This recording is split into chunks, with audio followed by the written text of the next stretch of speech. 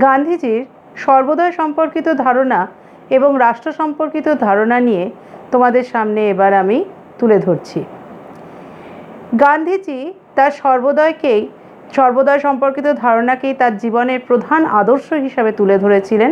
তবে তিনি এই যে চিন্তাধারা খুঁজে পেয়েছিলেন বা এই চিন্তাধারার সঙ্গে তিনি যে সবাইকে পরিচিত করেছিলেন, সেটা কিন্তু তিনি জন রাস্কিনের লেখা আনটু দিস লাস্ট এই গ্রন্থটির পড়ে অনুপ্রাণিত হয়েছিলেন। আর গান্ধীজি তার রাষ্ট্র সম্পর্কিত চিন্তাধারা যে তুলে ধরেছিলেন, সেটি তার অন্য বই হিন্দ স্বরাজ নামক বইটির মধ্য দিয়ে তুলে ধরেছিলেন। আগে আমি সর্বোদয় সম্পর্কিত ধারণা সম্পর্কে গান্ধীর বক্তব্যকে তোমাদের সামনে তুলে ধরছি। সর্বোদয় কথাটির মধ্যে কি রয়েছে? সর্ব এবং উদয়, অর্থাৎ এই দুটো শব্দযুগলের আক্ষরিক অর্থই হচ্ছে সকলের কল্যাণ সাধন করা। রাস্কিনের এই গ্রন্থ থেকে গান্ধীজি মানুষের যে কায়িক পরিশ্রমের মূল্য এবং মর্যাদাটাকে উপলব্ধি করতে পেরেছিলেন এবং তিনি বুঝেছিলেন সকলের কল্যাণের মধ্য দিয়েই কিন্তু ব্যক্তির নিজের কল্যাণ সাধিত হতে পারে। এই সত্যে তিনি উপলব্ধি করেছিলেন। সর্বোদয়ের সংজ্ঞা কী? সর্বোদয় কথাটির অর্থ হচ্ছে সকলের কল্যাণ সাধন করা, অর্থাৎ গান্ধীজির ভাষায় সকলের কল্যাণ এবং হিত সাধনের মধ্য দিয়েই সর্বোদয়ের মূল ভিত্তি তৈরি হয়েছে। মানবতার জন্য কাজ করেই মানুষের আত্ম উপলব্ধি আসে এবং এই আত্ম উপলব্ধির অর্থই হচ্ছে সর্বসাধারণের কল্যাণ সাধন করা। সর্বোদয় হলো সামাজিক দিক থেকে এবং রাজনৈতিক দিক থেকে মুক্তি, যার অভাব হলে মানুষের আধ্যাত্মিক এবং নৈতিক শক্তির অপমৃত্যু ঘটবে।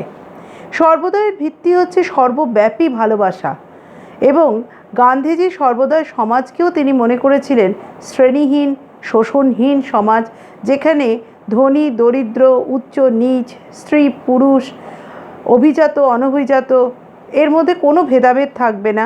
সকলের সঙ্গে সকলের একটা শ্রেণীগত সম্পর্ক থাকবে, শ্রেণী ধারণাটারই সম্পূর্ণ অবলুপ্তি ঘটবে। গান্ধীজির এই যে সর্বোদয় সম্পর্কিত ধারণা আর বেনথামের হিতবাদী ধারণা, এই দুটো কি এক? এই নিয়ে কিন্তু অনেক সময় প্রশ্ন আসে। এ প্রসঙ্গে আমি বলবো, সর্বোদয় সম্পর্কিত গান্ধীজির ধারণা এবং বেনথামের হিতবাদী ধারণা কিন্তু সমার্থক নয়। গান্ধীজি তার সর্বোদয় সম্পর্কিত ধারণার মধ্য দিয়ে বলেছেন সকলের জন্য সর্বোচ্চ কল্যাণ সাধন করা, অন্যদিকে বেনথাম বলেছেন সর্বোচ্চ সংখ্যক মানুষের জন্য সর্বোচ্চ হিত সাধন করা বা মঙ্গল সাধন করা। এখানে গান্ধীর তত্ত্ব অনুসারে সকলের জন্যই কল্যাণ সাধনের কথা তিনি বলেছেন, সর্বোচ্চ কল্যাণ। কিন্তু বেনথামের হিতবাদী তত্ত্ব যদি আমি ধরি, তাহলে সেখানে যদি 51% মানুষের কল্যাণ হয়, তাহলে বাকি 49% মানুষ কিন্তু বঞ্চিত হচ্ছে কিংবা উপেক্ষিত হচ্ছে। তিনি সর্বোচ্চ সংখ্যক মানুষের সর্বোচ্চ কল্যাণের কথা বলেছেন। তাহলে 51% মানুষের যদি সর্বোচ্চ কল্যাণ হয়, তাহলে বাকি যে 49% মানুষ থাকছে তাদের কিন্তু সেই সর্বোচ্চ কল্যাণ হচ্ছে না। তাই হিতবাদী ধারণা আর গান্ধীর এই সর্বোদয় ধারণা, দুইয়ের মধ্যে পার্থক্য রয়েছে। সর্বোদয়ের এবার লক্ষ্যটা কী? সর্বোদয়ের কিন্তু প্রধান লক্ষ্য ছিল প্রেম, প্রীতি এবং ভালোবাসার মধ্য দিয়ে একটি সমগ্র ভারত তৈরি করা, যে ভারতবর্ষ নৈতিক আদর্শের উপরে প্রতিষ্ঠিত হবে, যেখানে হিংসা, দেশ, কোনো রকম ভেদাভেদ, ঘৃণা, বিদ্বেষ থাকবে না। এই ধরনের সত্য, অহিংসা এবং সৎ পথের মধ্য দিয়ে মানুষের জীবনের মধ্যে এক উন্নততর মানবিকতার গুণাবলীগুলো ফুটে উঠবে। গান্ধীজি তার সমস্ত জীবনাদর্শ দিয়ে যেটির ওপরে সবথেকে গুরুত্ব দিয়েছিলেন তা হচ্ছে সত্যকে প্রতিষ্ঠা করা। তাই তিনি তার সর্বোদয় সম্পর্কিত চিন্তাধারায় যে সিদ্ধান্তগুলোকে তুলে ধরেছিলেন তা মূলত হলো সকলের মঙ্গলের মধ্য দিয়েই নিজের মঙ্গল সাধন করা। দ্বিতীয়ত, একজন আইনজীবী এবং একজন নাপিতের পারিশ্রমিকের মূল্য কিন্তু সমান হতে হবে, কারণ তারা জীবিকা অর্জনের জন্য একই ধরনের সমান অধিকার ভোগ করছে। আর 3 নম্বর হচ্ছে একজন সাধারণ শ্রমিক এবং একজন সাধারণ কৃষকের জীবনই হলো প্রকৃতপক্ষে আদর্শ জীবন। সর্বোদয় এই যে সমাজ ব্যবস্থা তৈরি হবে, সেই সমাজ ব্যবস্থার জীবনাদর্শের মূল বৈশিষ্ট্যগুলো কীরকম হবে? মূল বৈশিষ্ট্য হিসেবে গান্ধীজি যেগুলো বলেছেন তার মধ্যে তিনি বলেছেন আত্মত্যাগের কথা। অর্থাৎ প্রতিটি সর্বদয় সমাজে বসবাসকারী মানুষ নিজের আত্মসুখের পরিবর্তে অপরের সুখের প্রতি নজর রাখবে এবং এর ফলে নিজের জীবনকে কখনোই নিজের জন্য নয়, অপরের স্বার্থত্যাগের জন্যই উৎসর্গ করবে। এর ফলে কোনো দ্বন্দ্ব আর বিদ্বেষ তৈরি হবে না। দ্বিতীয়ত তিনি বলেছেন গ্রামীণ সভ্যতার বিকাশ। গান্ধীজি কিন্তু সবসময় ভারতবর্ষকে এক গ্রামকেন্দ্রিক সভ্যতায় পরিণত করতে চেয়েছিলেন এবং তিনি গ্রামকেই মনে করেছিলেন সভ্যতার প্রাণকেন্দ্র। তাই জন্য তিনি গ্রামের মানুষকে শোষণ এবং বঞ্চনার হাত থেকে রক্ষা করবার কথা ভেবেছিলেন এই সর্বদয় সমাজ গঠনের মধ্য দিয়ে। দলহীন গণতন্ত্র, গান্ধীজিও কিন্তু মার্ক্সের মতন দলহীন গণতান্ত্রিক ব্যবস্থাকেই সমর্থন করেছিলেন। যদিও মার্ক্স সেটা সাম্যবাদী সমাজ ব্যবস্থার কথায় বলেছিলেন, দলহীন অবস্থার কথা, কিন্তু গান্ধীজি প্রাথমিক স্তর থেকেই কিন্তু দলহীন গণতন্ত্রের কথা বলেছেন, কারণ তিনি দলীয় নীতি এবং কর্মসূচিগুলোকে মনে করেছেন যে গণতন্ত্রে হিংসা, বিদ্বেষ এবং ভোটজড়িত দ্বন্দ্ব তৈরি করবে। এই কারণে তিনি বিশৃঙ্খলাময় পরিবেশকে একেবারেই অপছন্দের চোখে দেখেছেন, যা হিংসার জন্ম দেবে। তাই তিনি মনে করেছেন যে সমাজ ব্যবস্থায় শোষণ থাকবে না, শ্রেণী থাকবে না, সেখানে কোনো দলেরও প্রয়োজনীয়তা থাকবে না। আধুনিক শিল্প সভ্যতার বিরোধী হচ্ছে তার সর্বদাই সমাজ ব্যবস্থা। অর্থাৎ গান্ধীজি কিন্তু বৃহদায়তন শিল্প ব্যবস্থা, কলকারখানা, প্রচুর নতুন বিজ্ঞান প্রযুক্তির আবিষ্কার, এগুলোর পক্ষপাতী ছিলেন না। তিনি হস্তশিল্প, কুটির শিল্প, খাদি শিল্প, গ্রামোন্নয়নকে তিনি গড়ে তুলতে চেয়েছিলেন। মহিলারা চরকায় সুতো কাটবে, শিশুরাও ছোট ছোট পারিশ্রমিকের কাজ করবে, এটাই ছিল গান্ধীজির হস্তশিল্পের ধারণা। এর মধ্য দিয়ে গ্রামীণ সভ্যতাকে, গ্রামীণ শিল্পোদ্যোগকে তিনি এগিয়ে নিয়ে যেতে চেয়েছিলেন। এরপর গান্ধীজি তার সর্বদয় সমাজে আরেকটা কথা বলেছিলেন, সকলের শাসনের কথা। গান্ধীজির মতে এই ধরনের সমাজ ব্যবস্থায় সংখ্যাগরিষ্ঠের শাসন নয়, সর্বজনীন শাসনের কথা বলেছেন। আসলে সকলের জন্য শাসন প্রতিষ্ঠার কথাই বলা হচ্ছে। তার মতে একমাত্র গ্রাম পঞ্চায়েতের মধ্য দিয়েই এই ধরনের শাসন ব্যবস্থা গড়ে তোলা যায় এবং সেখানে গ্রামের মানুষরাই এই পঞ্চায়েতের সদস্যদেরকে নির্বাচন করবে। এই হলো মোটামুটিভাবে সর্বদয় সম্পর্কিত গান্ধীজির ধারণা। তার সমালোচনাটা কীরকম হতে পারে? গান্ধীজি তো সর্বদয়ের আদর্শের মধ্য দিয়ে ব্যক্তির কল্যাণ সাধনের কথা বলেছেন, সকলের কল্যাণের মধ্য দিয়ে নিহিত। দ্বিতীয়ত তিনি শ্রমের মর্যাদা রক্ষার কথাও বলেছেন, জাতি, ধর্ম, বর্ণ, অস্পৃশ্যতাকে দূরীকরণ করবার কথা বলেছেন, সাদা, কালো, গরিব, বড়লোক তাদের মধ্যে কোনো রকম ভেদাভেদ করবার কথা তিনি চিন্তা করেননি। কিন্তু সর্বদয়ের তত্ত্ব কি বাস্তব সমাজ ব্যবস্থায় সত্যি প্রয়োগ করা সম্ভব? এটা একটা প্রশ্নচিহ্ন থাকে। এছাড়াও তিনি নৈতিকতার ওপরে বা আধ্যাত্মিকতার ওপরে যথেষ্ট গুরুত্ব আরোপ করেছেন, কিন্তু বাস্তবে অর্থনীতি হচ্ছে সমাজের মূল চালিকা শক্তি।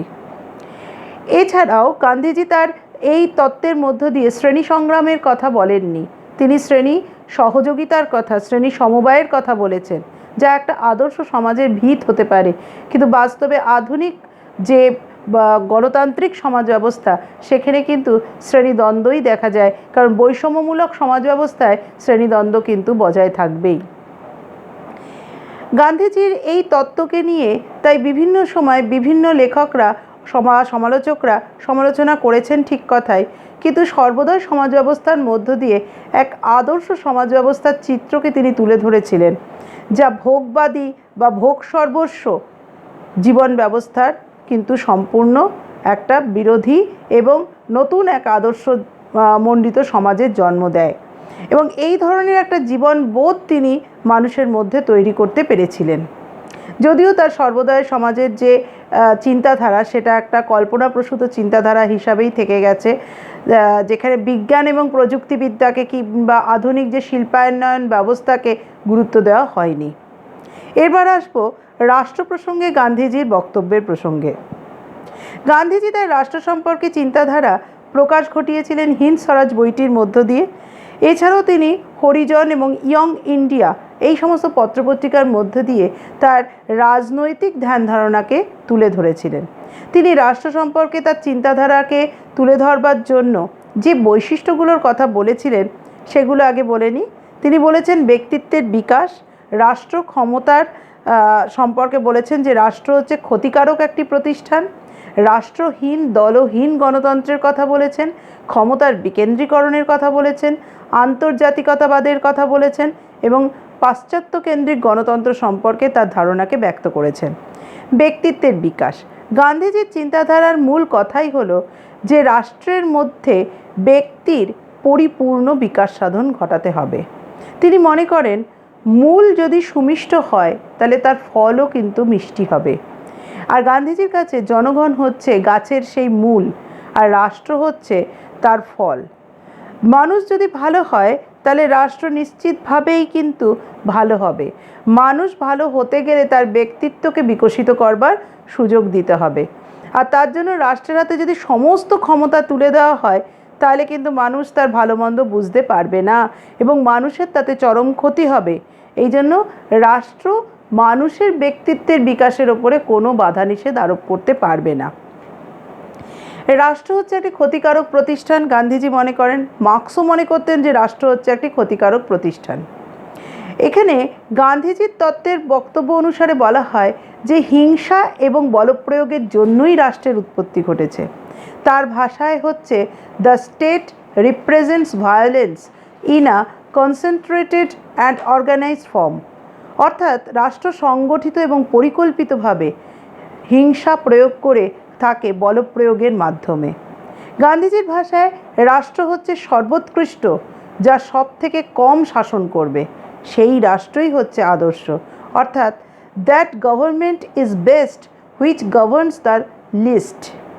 রাষ্ট্রহীন এবং দলহীন গণতন্ত্র, গান্ধীজি বলেছেন যে রাষ্ট্র যেহেতু হিংসার প্রতীক সেই জন্য দল হচ্ছে হিংসার পথকেই গ্রহণ করে থাকে এবং সমাজ ব্যবস্থায় তখন প্রত্যেকেই শাসক হয়ে ওঠে। গান্ধীজি একটি দলহীন এবং রাষ্ট্রহীন গণতন্ত্রের স্বপ্ন দেখেছেন এবং এই ধরনের সমাজ ব্যবস্থাকে তিনি বলেছেন রামরাজ্য। আদর্শ সমাজ ব্যবস্থাকে বলতে এটাই তিনি বুঝেছেন এবং এই শ্রেষ্ঠ সমাজ শাসন ব্যবস্থায় সকল মানুষের জন্য তিনি সমান সুযোগ সুবিধার কথা বলেছেন, যে সমান সুযোগ সুবিধা সম্পূর্ণ শোষণমুক্ত হবে এবং সেখানে কিন্তু সাম্যের পরিবেশ বজায় থাকবে। এরপরে আসছি ক্ষমতার বিকেন্দ্রীকরণ। গান্ধীজি মনে করেন সকলের কল্যাণের জন্য ক্ষমতার বিকেন্দ্রীকরণ অত্যন্ত দরকার এবং ক্ষমতা রাষ্ট্রের হাতে যদি সমস্তভাবে তুলে দেওয়া হয় সব ক্ষমতাকে, তাহলে কি হবে? তাহলে কি হচ্ছে যে অন্যান্য সংগঠনগুলো কোনো মর্যাদা পাবে না। তাই জন্য গান্ধীজি মনে করেন যে বিভিন্ন সংগঠনের হাতেই ক্ষমতাকে ভাগ করে দিতে হবে। আর তিনি যেহেতু গ্রামীণ সভ্যতায় অত্যন্ত বিশ্বাসী ছিলেন তাই তিনি পঞ্চায়েত ব্যবস্থার কথা গুরুত্ব দিয়েছেন এবং পঞ্চায়েত ব্যবস্থার মাধ্যমেই কি হবে যে গ্রামগুলোকে উন্নত সাধন করে তুলতে হবে এবং সেগুলো একটা স্বয়ংসম্পূর্ণ প্রজাতন্ত্র হিসাবে নিজেকে উপস্থাপিত করতে পারবে। গান্ধীজির আন্তর্জাতিকতাবাদ সম্পর্কিত ধারণা, গান্ধীজি শুধুমাত্র জাতীয়তাবাদী চিন্তাধারার মধ্যেই নিজের বক্তব্যকে কিন্তু সীমাবদ্ধ রাখেননি। তিনি মনে করেছেন যে ব্যক্তির পরিচয় হবে তিনি বিশ্বের একজন মানুষ এবং এইভাবে বিশ্বের সঙ্গে ব্যক্তির যে দেশ, সেই ব্যক্তি যে দেশে বসবাস করে দুয়ের মধ্যে একটা মেলবন্ধন তিনি তৈরি করতে চেয়েছিলেন। জাতীয়তাবাদ থাকবে অবশ্যই, কিন্তু সেটা কখনোই উগ্র হবে না। তাই জাতীয়তাবাদের সঙ্গে আন্তর্জাতিকতাবাদের একটা সুষ্ঠু সংমিশ্রণের মধ্য দিয়ে সমাজকে তিনি এগিয়ে নিয়ে যেতে চেয়েছিলেন। তাই তিনি বলেছেন নিজে বাঁচো এবং অপরকে বাঁচতে দাও। তাই তিনি বলেছেন লিভ অ্যান্ড লেট লিভ। এবার পাশ্চাত্য কেন্দ্রিক গণতন্ত্র সম্পর্কে গান্ধীজির কীরকম চিন্তাধারা ছিল না, পাশ্চাত্য কেন্দ্রিক যে গণতন্ত্র সেই রূপটাকে কিন্তু গান্ধীজি একেবারেই মেনে নিতে পারেননি। তার মতে গণতন্ত্র আর হিংসা এই দুটো ধারণা কখনোই একসঙ্গে চলতে পারে না। গান্ধীজি মনে করতেন প্রতিনিধির সংখ্যা যদি গণতন্ত্রে বেশি হয়ে যায় তাহলে কিন্তু গণতান্ত্রিক কাজকর্ম সুষ্ঠুভাবে পরিচালিত হয় না। আর তিনি মনে করতেন যে কখনোই সংখ্যাগরিষ্ঠের দাস হিসাবে রাষ্ট্র ব্যবস্থায় জনসাধারণ বসবাস করতে পারে না। এবার আমরা যেটা শেষ অংশে চলে আসি, এই যে রাষ্ট্র সম্পর্কিত ধারণার সমালোচনার অংশ। সেখানে গান্ধীজি কি বলছেন, তিনি কিন্তু স্ববিরোধী একটা চিন্তাধারা করে ফেলেছেন। একদিকে তিনি রাষ্ট্রহীন দলহীন গণতন্ত্রের কথা বলছেন, অপরদিকে তিনিই বলছেন যে রাষ্ট্রের হাতে যত কম শাসনভার দেওয়া যায় ততই মঙ্গল। তাহলে এখানে সমালোচনা করা হলো। দ্বিতীয়ত, অহিংসা নীতির সমালোচনা করা। গান্ধীজি তার আদর্শ সমাজ ব্যবস্থা তথা রামরাজ্য যে অহিংসার নীতি ওপর প্রতিষ্ঠা করতে চেয়েছিলেন, সমালোচকদের দৃষ্টিতে তার নিছকই কাল্পনিক একটা চিন্তাধারায় পরিণত হয়েছে। আধুনিক বিশ্বের গণতান্ত্রিক দেশগুলোতে হিংসা এবং ধ্বংসাত্মক কার্যকলাপ ছড়িয়ে পড়ায় কিভাবে রাষ্ট্রহীন গণতান্ত্রিক পদ্ধতিতে অহিংসার মাধ্যমে তার মোকাবিলা করা সম্ভব হবে? এটা তো সম্ভব নয়, একটি অবাস্তব তত্ত্ব। সমালোচকরা মনে করে থাকেন গান্ধীজির পরিকল্পিত রামরাজ্য বর্তমান বিশ্বের রাজনীতিতে নিছকই অবাস্তব। ব্যক্তির ওপর বেশি আস্থা তিনি প্রদান করেছেন। গান্ধীজি রাষ্ট্রহীন গণতন্ত্রে যে ধারণা তিনি তুলে ধরেছেন তা ছিল কিন্তু মূলত ব্যক্তিকেন্দ্রিক। ব্যক্তির ওপর তার প্রবল আস্থা এবং বিশ্বাসই ছিল সেই গণতন্ত্রের মূল ভিত্তি, যা বাস্তব রাজনীতিতে কিন্তু একেবারেই সম্ভবপর নয়।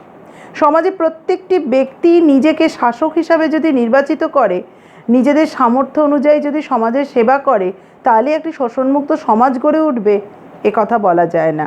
কারণ প্রতিটি মানুষের সঙ্গে প্রতিটি মানুষের ঐক্যমত নাও থাকতে পারে সমাজে। এটাও কিন্তু একটি সমালোচনার বিষয় হিসাবে বিবেচিত হয়েছে। আর সবশেষে বলতে পারি, গান্ধীজির রাষ্ট্র সম্পর্কিত এই চিন্তাভাবনাগুলোকে যদি গুরুত্বকে যে সম্পূর্ণরূপে অস্বীকার করা যায় না, কারণ গান্ধীজির রাষ্ট্রচিন্তায় কিন্তু একটা নতুন দিকের আমরা সন্ধান পাই, যা আধুনিক সমাজ ব্যবস্থায় আমরা দেখতে পাই, যেখানে ক্ষমতার বিকেন্দ্রীকরণ নীতিকে একদম তৃণমূল স্তর থেকে তুলে ধরা হয়েছে পঞ্চায়েতি রাজ ব্যবস্থার মধ্য দিয়ে। তো এই যে চিন্তাধারা, এই স্থানীয় স্বায়ত্তশাসন ব্যবস্থা সম্পর্কিত যে গান্ধীজির মধ্যে যে চিন্তাধারা, এটা কিন্তু অদূর ভবিষ্যতে এক গুরুত্বপূর্ণ পদক্ষেপকেই তুলে ধরতে পেরেছিল। এতক্ষণ আমরা আমাদের যে টপিকের মধ্যে ছিল যে গান্ধীজির রাজনৈতিক দর্শনের মূল সূত্রগুলো নিয়ে আমি আলোচনা তোমাদের সামনে করলাম। এখন যেটা আমি শেষ পর্বে চলে এসেছি, যে গান্ধীজির ধারণা এবং মার্ক্সীয় ধারণা রাষ্ট্র সম্পর্কে, রাষ্ট্রের প্রকৃতি সম্পর্কে, সেই বিষয়টা তোমাদের সামনে আমি এই দুই বক্তার বা এই দুই বড় রাষ্ট্র যে দার্শনিক তাদের সম্পর্কে আলোচনাটা তুলে ধরছি, তাদের কথার সাদৃশ্য এবং বৈসাদৃশ্য উভয়কেই কেন্দ্র করে। উভয়ই তাত্ত্বিকই কিন্তু সাম্রাজ্যবাদী এবং ঔপনিবেশিকতাবাদী চিন্তাধারার বিরোধী ছিলেন এবং রাষ্ট্রের অস্তিত্ব তাদের কাছে দুজনের কাছেই কিন্তু নিরর্থক ছিল। সেখানে কার্ল মার্কসও বলেছেন যে তিনি রাষ্ট্রকে একটা শ্রেণী শোষণের যন্ত্র ছাড়া আর কিছুই দেখেন না। মার্কস যেমন বলেছেন, ঠিক তেমনিভাবে গান্ধীজিও কিন্তু বলেছেন যে রাষ্ট্র হচ্ছে একটি ক্ষতিকারক প্রতিষ্ঠান এবং মানুষের করুণার জন্য বা মানুষের নিজের প্রয়োজনের জন্যই তারা রাষ্ট্রকে তৈরি করেছে। হিংসা এবং বলপ্রয়োগ ছাড়া রাষ্ট্রের আর কিন্তু কোনো কাজ থাকতে পারে না। তাহলে এখানেই কিন্তু উভয়ই কিন্তু দেখা যাচ্ছে মানব দরদি ছিল, মানুষের মুক্তির স্বার্থেই তারা কাজ করে গেছেন। এবার তাদের কথার মধ্যে যে বৈসাদৃশ্যগুলো রয়েছে সেগুলো এখন তোমাদের সামনে আমি তুলে ধরছি। প্রথমত, গান্ধীজি সম্পূর্ণরূপে সত্য, ন্যায় আর অহিংসার পথেই অবলম্বন করে রাষ্ট্র ক্ষমতার পরিবর্তন চেয়েছিল, আর মার্ক্সীয় ধারণা অনুসারে সহিংস বিপ্লবী চিন্তাধারার মধ্য দিয়ে রাষ্ট্র ক্ষমতার পরিবর্তন চেয়েছিল। গান্ধীজি তার সমস্ত কিছুর চালিকা শক্তি হলো, যেটা মনে করেছিলেন রাষ্ট্রের ক্ষেত্রে বা তার সমস্ত চিন্তাধারার ক্ষেত্রে, আধ্যাত্মিক শক্তি বা নৈতিক শক্তির ওপরে গুরুত্ব দিয়েছিলেন। অর্থাৎ তিনি মনে করেছেন ঈশ্বরই সব কিছুকে পরিচালিত করে, এই জন্য তিনি ঈশ্বরের ওপরে গভীর আস্থাশীল ছিলেন। কিন্তু কার্ল মার্কস তিনি কিন্তু ঐতিহাসিক বস্তুবাদের মধ্য দিয়ে সমাজের বিভিন্ন ধাপে ধাপে সমাজের ব্যবস্থাকে নিয়ে আলোচনা করেছেন এবং তার তত্ত্ব অনুসারে তিনি কখনোই ধর্ম এবং ঈশ্বরের ওপরে আস্থাশীল না হয়ে তিনি ধর্মকে আফিমের নেশা বলে মনে করেছেন এবং তিনি তার সমস্ত যে রাষ্ট্র সম্পর্কিত চিন্তাধারা, সেখানে তিনি কিন্তু সম্পূর্ণভাবেই বলে গেছেন যে রাষ্ট্র কখনোই ধর্মের ওপরে ভিত্তি করে চলে না, রাষ্ট্র চলে ইতিহাসের পথে এবং ঐতিহাসিক বস্তুবাদ অনুসারে সমাজ বিবর্তনের মধ্য দিয়ে। গান্ধীজি যেখানে শ্রেণী সংঘর্ষের কথা বলেনইনি, তিনি সবসময় শ্রেণী সমন্বয়, শ্রেণী সমবায়ের কথা বলেছেন। মার্কস সেখানে সবসময় রাষ্ট্র ক্ষমতার মানে দখলের ক্ষেত্রে বলেছেন শ্রেণীদ্বন্দ্ব এবং শ্রেণী সংগ্রামের কথা। এরপরে গান্ধীজি হিংসাত্মক উপায়ে রাষ্ট্র ক্ষমতা দখলের পক্ষপাতী ছিলেন না। সেখানে মার্কস কিন্তু বলেছেন ক্ষমতাসীন শাসক শ্রেণী কখনোই অন্য শ্রেণীকে স্বেচ্ছায় বা শান্তিপূর্ণ পথে রাষ্ট্র ক্ষমতা তুলে দেবে না, এর জন্য সর্বহারা শ্রেণীকে সহিংস বিপ্লবী করতে হবে। রাষ্ট্রের অপর একটি যে দুজনের মধ্যে পার্থক্য সেটা হচ্ছে রাষ্ট্রের অবলুপ্তি বা ধ্বংসের কথা বলেছেন কিন্তু মার্কস, কিন্তু গান্ধীজি কিন্তু রাষ্ট্রের অবলুপ্তি বা ধ্বংসের কথা বলেননি। কারণ তিনি বলেছেন, গান্ধীজি কিন্তু রাষ্ট্রহীন গণতন্ত্রের কথা বললেও তিনি কিন্তু রাষ্ট্রকে সম্পূর্ণ ধ্বংসের কথা আবার বলেননি। তিনি তার মতের মধ্য দিয়ে বলেছেন রাষ্ট্রের হাতে যত কম কাজ দেওয়া যায় ততই মঙ্গল। আর মার্কস কিন্তু অন্যদিকে সম্পূর্ণভাবে ধীরে ধীরে সমাজতান্ত্রিক সমাজ ব্যবস্থার পরবর্তীকালে সাম্যবাদের দিকে রাষ্ট্র ব্যবস্থাকে নিয়ে যাওয়ার মানে সমাজকে নিয়ে যাওয়ার কথা বলা হয়েছে। আর যে সাম্যবাদী সমাজ ব্যবস্থায় সম্পূর্ণরূপে তিনি রাষ্ট্রের ধ্বংসই চেয়েছেন। এর পরের পয়েন্ট হচ্ছে যে গান্ধীজি তিনি ক্ষমতার বিকেন্দ্রীকরণ নীতির পক্ষপাতী ছিলেন এবং সব ক্ষেত্রেই তিনি রাষ্ট্রের হস্তক্ষেপের বিরোধী ছিলেন, তবে তিনি কিছু ক্ষমতা রাষ্ট্রের হাতে তুলে দেওয়ার পক্ষপাতী ছিলেন। অন্যদিকে কার্ল মার্কস তিনি কিন্তু রাষ্ট্র সম্পর্কে যে ক্ষমতার বিকেন্দ্রীকরণ নীতির কথা বলা হয়েছে সেটার ক্ষেত্রে কিন্তু তিনি তেমনভাবে পক্ষপাতী ছিলেন না। তিনি কিন্তু সাম্যবাদী উত্তরণের প্রথম ধাপে রাষ্ট্রের সর্বাত্মক নিয়ন্ত্রণকেই কিন্তু প্রতিষ্ঠা করতে চেয়েছিলেন। গান্ধীজির রাষ্ট্রচিন্তা এবং ধ্যান ধারণা এতটাই বিপরীতধর্মী তত্ত্বে ভরপুর ছিল যা অবাস্তব বলেই মনে করা হয়ে থাকে, কিন্তু রাষ্ট্রচিন্তা সম্পর্কে মার্কসের যে চিন্তাধারা ছিল সেটা কিন্তু বিজ্ঞানসম্মত এবং বিশ্বখ্যাতই হয়েছিল। আর সব শেষে বলা যায় যে গান্ধীজির রাষ্ট্রচিন্তার মধ্যে ধর্ম এবং নৈতিকতার অঙ্গাঙ্গিক একটা যোগসূত্র তৈরি হয়েছিল, কিন্তু কার্ল মার্কসের রাষ্ট্রচিন্তার মধ্যে ঐতিহাসিক বস্তুবাদের ওপরেই গুরুত্ব দেওয়া হয়েছিল, যেখানে ধর্ম ও নৈতিকতার কোনো স্থান ছিল না। এ বিষয়ে তোমাদের একটু বলে রাখি, এই যে গান্ধীজির যে টপিকটা, এখান থেকে কিন্তু বড় প্রশ্নই আসবে। মোটামুটি আমি যা আলোচনা করলাম এই আলোচনার মধ্যে দিয়ে তোমরা যা বুঝলে এই যে দ্বিতীয় অংশে, সেখানের থেকেই কোশ্চেন হবে, যেমন গান্ধীবাদ কাকে বলে, গান্ধীজির যে কোনো রাজনৈতিক দর্শনের সম্পর্কে আলোচনা করো, সেখানে হয়তো দুটো রাজনৈতিক দর্শনের কথা বলা হলো, সর্বোদয় সমাজ এবং রাষ্ট্র সম্পর্কে আলোচনা করো। কিংবা এরকমও হতে পারে যে প্রত্যেকটা রাজনৈতিক দর্শন সম্পর্কেই আলোচনা করো বা মূল সূত্রগুলো নিয়ে আলোচনা করো, সেখানে তোমার অহিংসা নীতি নিয়েও আলোচনা করতে হবে, সর্বোদয় সমাজ ব্যবস্থা এবং সত্যাগ্রহ সবগুলোকে নিয়েই তখন আলোচনা করতে হবে, এবং সেইভাবেই মার্কস রিভিশন থাকবে। তবে বড় প্রশ্নই আসবে, এই অধ্যায় থেকে কোনো ছোট প্রশ্ন আসবে না। Thank you.